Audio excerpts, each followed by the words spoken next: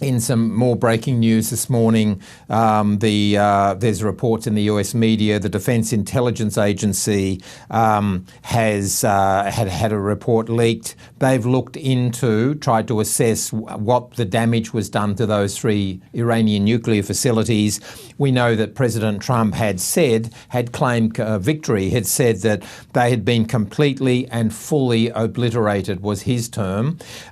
Yet now, one of America's most important defence intelligence agencies, in fact by that name, Defence Intelligence Agency, has found that Iran's nuclear program has only been set back a few months at most.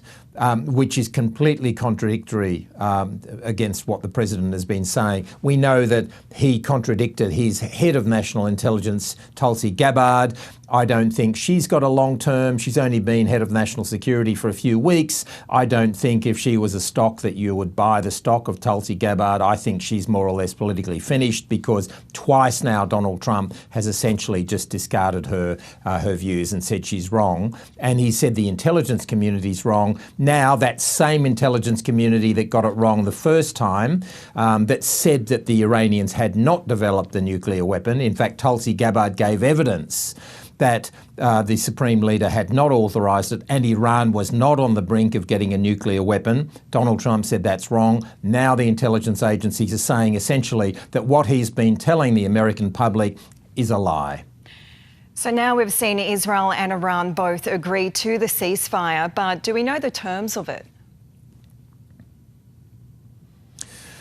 The terms are that the discussions and negotiations will begin. What Donald Trump's going to push for now, with Steve Witkoff, his national security advisor, they are going to try to strong-arm the Iranians into agreeing to abandon any nuclear program, certainly any program that enriches uranium.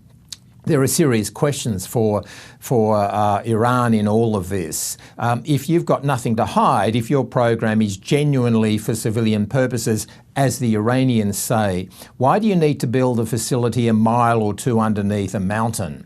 And I think that's a question that has no real credible answer from the Iranians. Also, they have been suggesting that they've moved some enriched uranium to other places. So I think the Americans want to know where that is. And why are you enriching uranium up to 60% if you don't want it for a nuclear weapon? So I think that the Iranians have to provide answers and transparency, or else this is not going to be the end of this. We're going to see more Israeli strikes on Iran in the future.